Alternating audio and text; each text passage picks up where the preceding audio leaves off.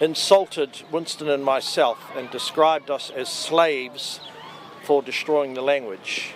And I told him, before the new moon rises again, he'll be eating his words. You may have been the first to be booed here at us. I know Winston Peters was very swiftly the second. Are you not taking pause to actually reflect on some of the things that those orators were trying to tell you?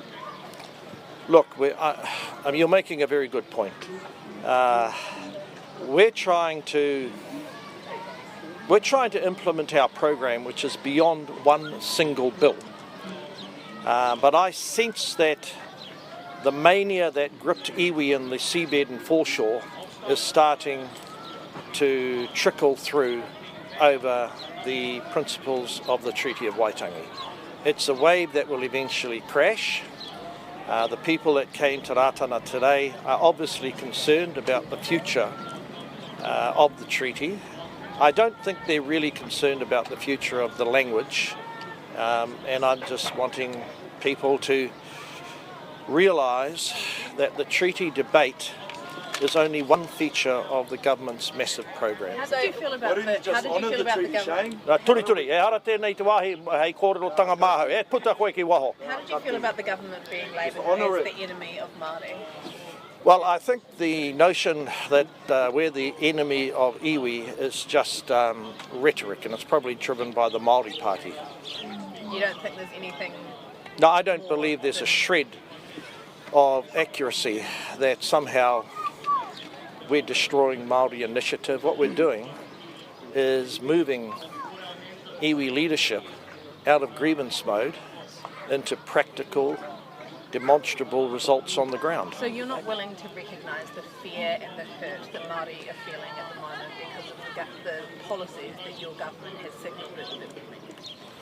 Look, all politicians have to be respectful of the community, and it's important that I acknowledge that there is a great deal of concern. But I say to those people, read the coalition agreement. Their fears are not borne out when you read our coalition agreement, but sadly no one seems to be listening. What is your interpretation from the words of Rah Papas around, wanting to work together to make sure that the coalition is not confused, but also if there is any quote meddling with the treaty, Māori will not stand by and will effectively put up a fight for that? How do you interpret that? I just take him at his word that Rahui wants to lead a campaign to ensure that the articles and the words of the treaty remain intact. But as I said in my speech, this is a debate. I've never known Māori to be fearful or weak about a debate. And the views that I hold are slightly different than what I'm hearing from some of the iwi. And I'm someone who delivered a lot within Te Māoridom in another government and came through the process of treaty renaissance. But I am also conscious that there's a lot of other New Zealanders who want to see a reset in relation to matters such as co-governance and related issues. Rahui asked for the government to show the plan. Do you think that your kōrero, Winston Peters' kōrero and Prime Minister Luxon's kōrero showed the plan here today? Well, we've been in power for 8 to 10 weeks, and a large part of that has been over the holidays. I think people ought to just tie-ho, and our plan, obviously, will be fully laid out when we complete our first month. Shane, isn't it exhausting? On the treaty principles, you're picking up the direction of travel, and you're suggesting the backlash is growing.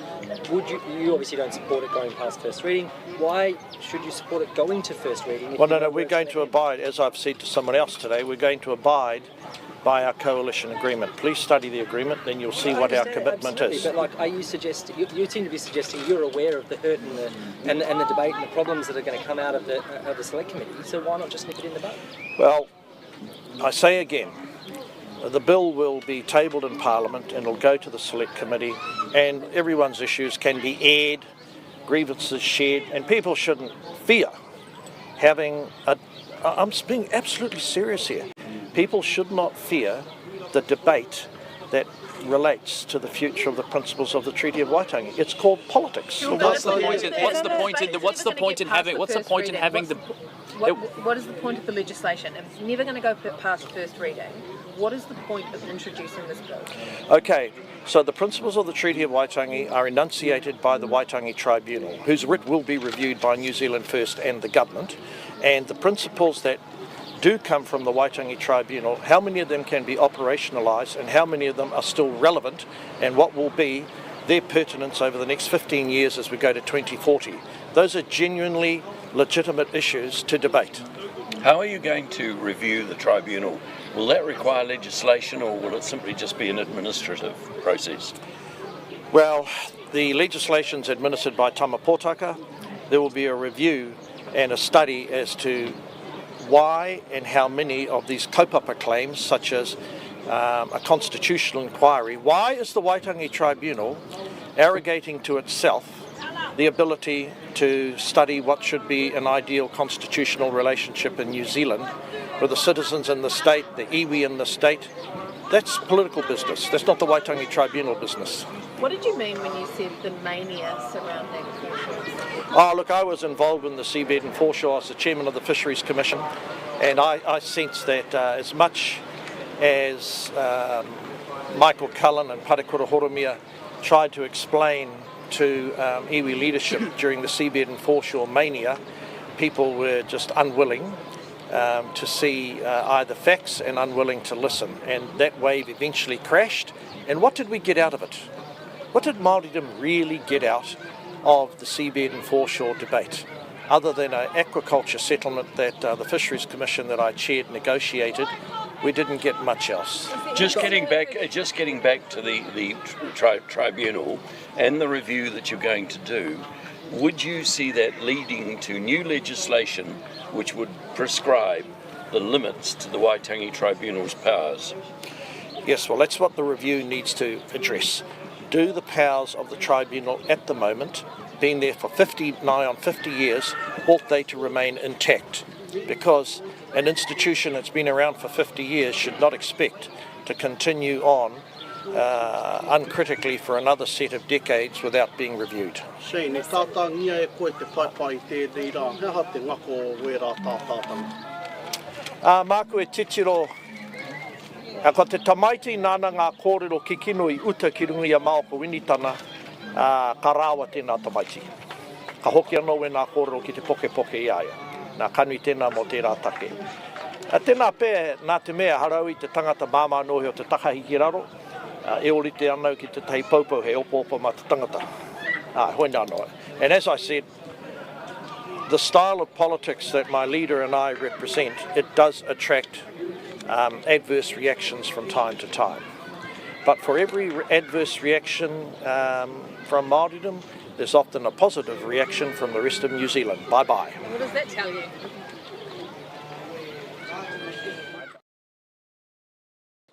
How much I missed at the beginning? Heading over to Temple now.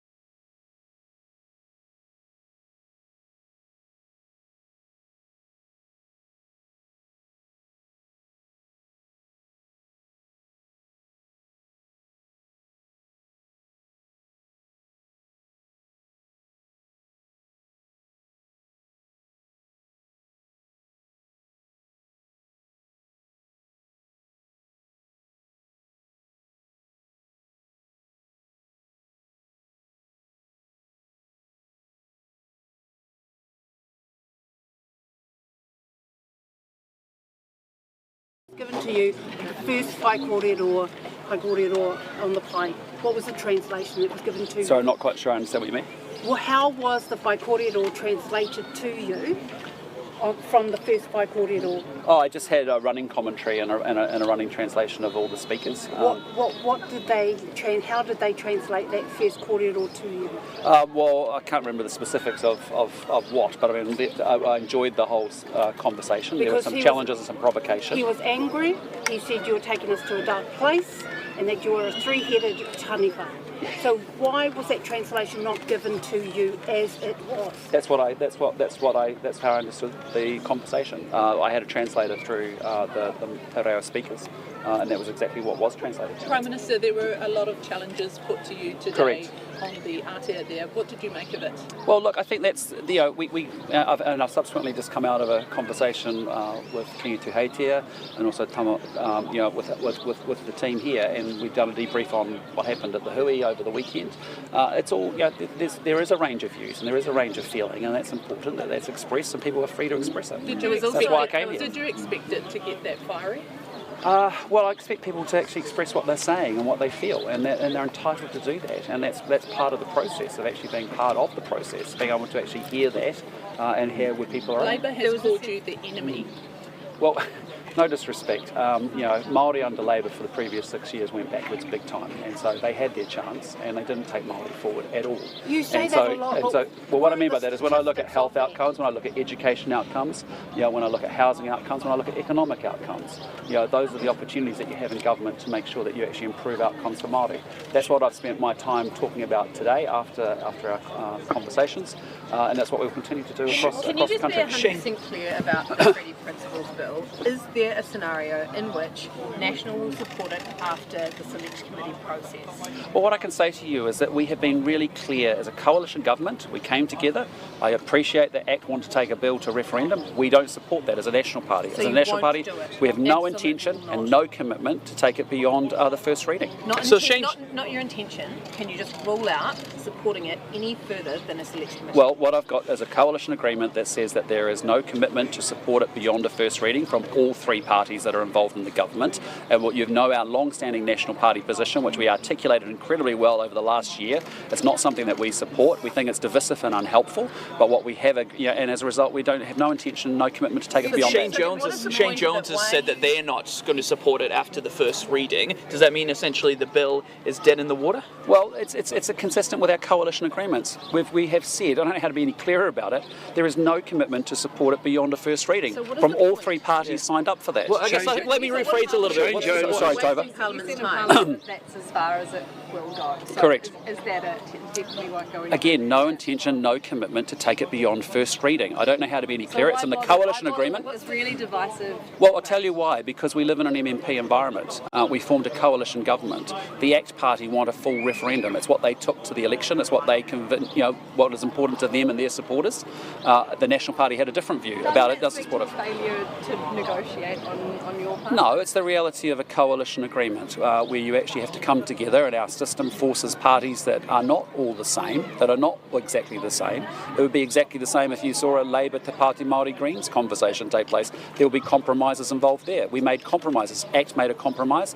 National made a compromise. We have a coalition government, and that coalition government says that there's a commitment not to take it further beyond a first reading. The main way to be clearer about this, which I think is reflected through a lot of the kōrero from today, would be to say that National will not take it any further, will not support it any further. At Te Ranga Waiwai, this bill was among the main ones, talked about, and well, there was 5 breakout sessions. Yeah. But what I'm saying is that the clear way to do it is to say we will not support it post-end. So will you use Well, that I've been very clear. There is no intention before it gets to select committee. I suppose that's the answer. Well, there is no intention, no commitment to take it beyond first reading. That is a commitment of our coalition government. The position of the National Party is incredibly well known. No intention, no commitment to take it beyond a first reading. It's not something that we support.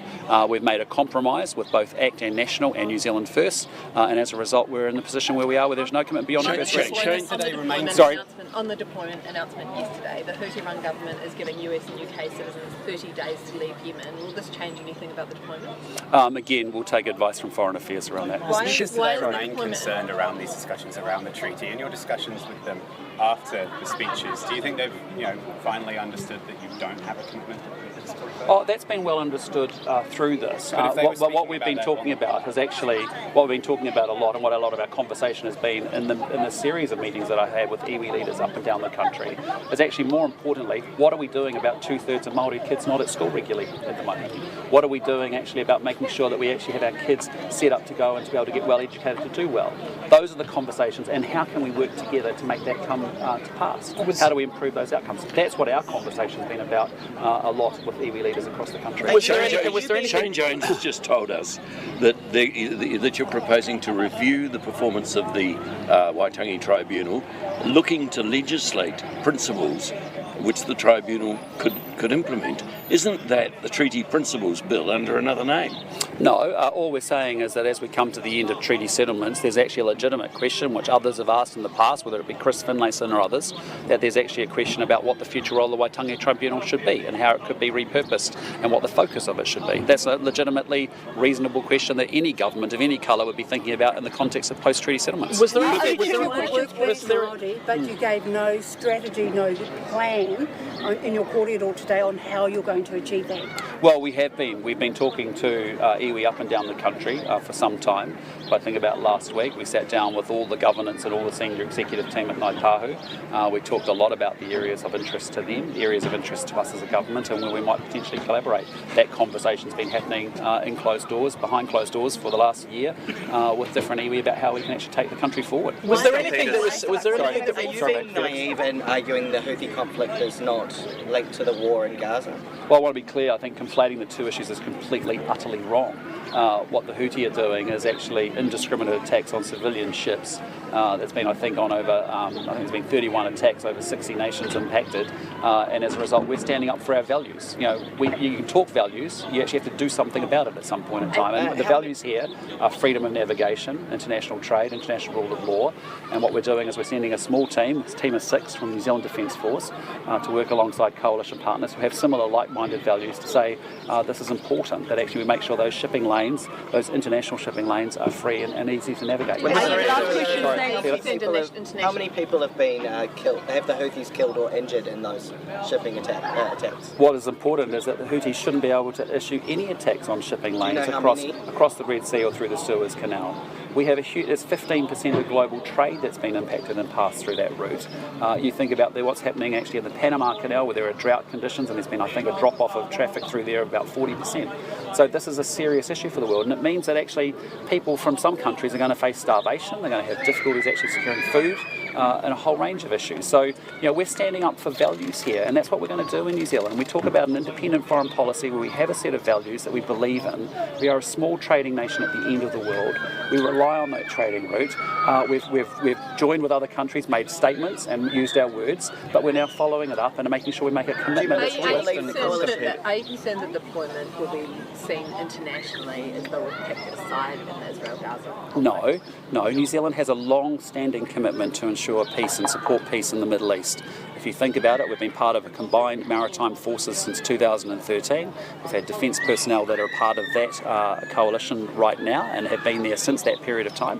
And so this is a continuation of what we naturally have been doing, which is, we've had a long history, right back even into different programs around, right back into the 50s around New Zealand Defence Forces being in the Middle East. So, the reality is, we want to be part of a world where we actually stand up for values, and sometimes that means you put resources rather than just words to a task. Could we more easily be dragged into a war? No, our small team of 6, we've got it time limited to the 31st of July this year.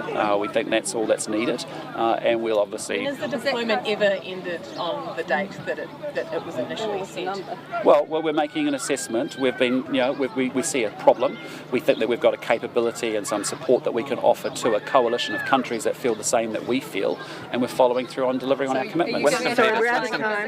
Sorry? Are you giving a cast iron commitment that you will not go beyond that date and you will not go beyond that number of days? Well, we've bounded this around the 31st of July as the latest by which we imagine that this mission will be finished. Once St Peter's and But Houthi have been in that region for some periods of time. There's been periods of escalation. There's been periods where it's actually been security and peace has been achieved. And so we are going to make sure that we follow up and play our role and play our part in the world. You can't just stand up and say words. You actually have to follow it through with action. Winston Peters Again, we're not talking about the team composition or their location for security reasons. The government must ask, isn't it exhausting for you and for Tamaki Taka to come to Hui like last Saturday, like today, and basically defend a policy that David Seymour is the architect of, and he doesn't even bother to front here himself and take that criticism? Well, again, we're part of a coalition government. We've made a commitment that we will support a first reading of an Act bill up until first reading, and no commitment beyond that. What we are doing here, well, I've left that as free will and free choice for those party leaders to determine whether they want to be here or not. But the point for me is I enjoy being here, and I don't mind the provocation, I don't mind the challenge. It's important to be able to hear those voices in that perspective. And what I can tell you is that actually I've come away with again building and deepening a relationship with people that I want to do business with and I want to partner with to get better outcomes for New Zealanders. And so for me, part of it is about building relationships, building trust, being able to have some pretty straight up conversations with each other about how we do that, and ultimately deliver better results. Do you think he is hiding from the debate that he insists he actually wants to hear? Well, again, that's a question for him. I mean, the question for me is that I, as Prime Minister of New Zealand, as the leader of a coalition government, I'm coming to Ratana for the second time in a row because I enjoy the interaction. I get something from it, I learn something from it, I get to be able to meet with people who might have a different perspective from myself but are deeply committed to the future of this country. And we don't all have to agree, we don't all have to have the same answer, we don't have to sound the same, we don't have to speak the same. In fact, if we do that, we've got a different set of problems. But what we have to be able to do is focus on going forward as a country. And I can tell you, our country needs a turnaround because we are not in a good place. And so we're going to work hard to make sure we get those right. Next year, he'll be acting Prime Minister on occasions where you're out of the country. Is it about time that he does sort of stand up and come to these events where you might be? Well, again, those are questions for him. But what I'd say to you, I'm pleased to be here. I've really enjoyed it. It's been another great session. I've enjoyed continuing to deepen my relationships with Maori leaders up and down the country. I've probably met with Kingi Tuheitia now probably 6 or 7 times. It was great to meet with other leaders across the piece as well. So, and I'll continue to do so. I believe that we build relationships, we establish trust, we talk about things that may be uncomfortable, things that we can work together on, things that we are challenged by, and then we go forward with plans and results to get better outcomes. The government has until the end of January. Just hang one moment. What did you discuss with the leaders of Ratana after the port? Again, a lot of what our conversation had been before the hui, the Kingitanga hui. I'd gone and met with King Tuheitia beforehand. We talked and I wanted to follow. I said to him I would like to hear from him about how that hui had gone on Saturday and what were the key themes. A lot of the themes are also how does Māori do well? How does Māori go forward? How does Māori want? What are the outcomes Māori want by 2040? Those are conversations that we're very energised on and very focused on as well. And so again, we carried on our conversation talking about the things that we can do to improve outcomes for Māori, and that's I know it sounds repetitive, but those are the conversations we're getting into. We talked about the fact that 2/3 of our kids aren't in school, Māori kids aren't in school at the moment. So what are we going to do literally tomorrow to make sure that that comes to life? Because it's all very well having all these other conversations, but if we can't get our kids educated, they don't set them up for great futures, we don't set the country up. Minister Peters and Minister Jones were both booed during their speeches, something that apparently is the first time that's happened for them. Sure, as far as outcomes goes, it's probably not the best reception. Well, you've got to engage, don't you? I mean, what's the choice? Is that good engagement? Well, I think it is. I think it is. It's right that you come here and you actually front up and you take the criticism, you hear the views, people have different perspectives. That's okay in this country. We're allowed to have different views from each other. Can you answer that as well? Because that pai is to Matauranga, and that's exactly the place where Shane should talk his kōrero, and the place where there should be a response. So it's actually not a surprise to us, to Te Ao Māori, is it? I mean, that's exactly the place to do this. Well, the Aotea is a place for very serious, candid and honest conversations, and we saw that today. Yeah. Prime Minister, can I just ask both of you, how does it feel? On the New Zealand First Sorry? Just on the New Zealand First aspect. I mean, you want to be a uniting Prime Minister, and this debate has the potential to be fractious, and there's arguments. And it felt like the New Zealand First leaders were very provocative and were very hostile and were booed today. Does that concern you? Well, I can tell you the conversations that we have behind closed doors are actually whether with New Zealand First or National or any of the us there with the political with the Maori leaders, as I saw today, was very constructive, very positive. I can tell you Shane Jones wants to improve outcomes for Maori, big time. That's what's uniting us, and so he's in that conversation with the Maori King and others, actually thinking about how we take that forward. So, we've had a very positive, interactions. I have to say that has been my experience of the last 18 months. I appreciate there's, the Treaty Principles Bill is a topic of conversation everyone wants to talk about, but there's actually a lot more going on in Maoridom and a lot of other issues that people are focused on. When are you going to set those KPIs, particularly for Maoridom? Well, we've been in power for 8 weeks. Previous government was there for 6 years, and it wasn't crystal clear, so don't worry, it's coming. But we are working incredibly hard through our 100-day plan. We're then rolling through into 12 quarterly plans, which we're working up right now, and we'll continue to just march our way through it. You keep saying you had a positive experience, but the facts are you were labelled the enemy of Māori and by who? Three-headed taniwha. By Labour.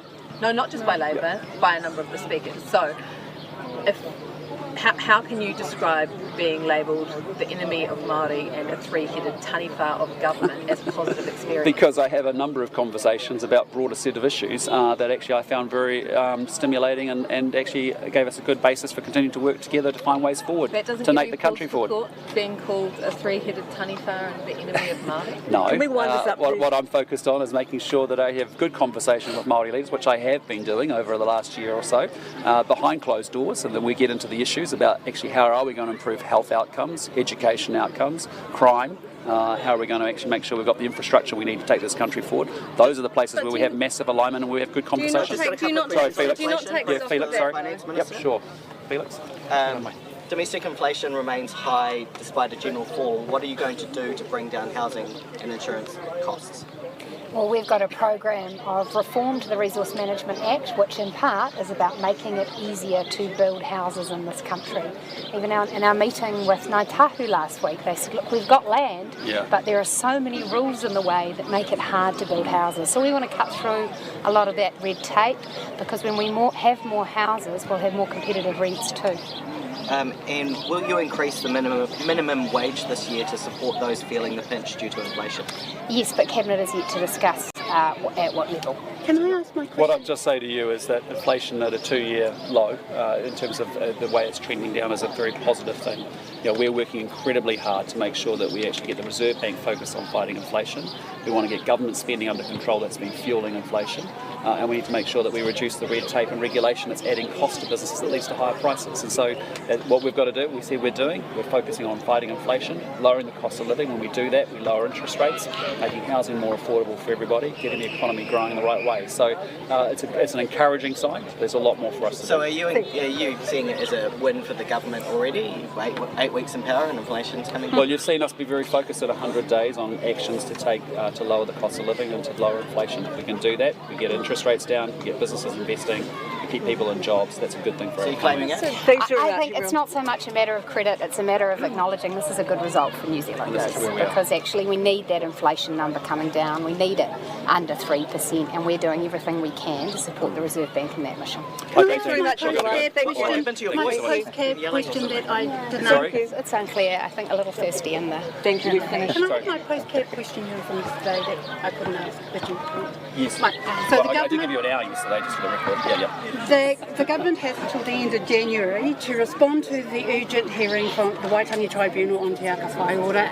Are you going to meet that deadline? Will you meet it satisfactorily? How are you planning to meet that? That's a conversation that Shane Reti and us will have in Cabinet, and that's yet to happen. Thank you. Thank you very much. Thank you, Prime Minister. Yes, no, I appreciate that. And, Rachel.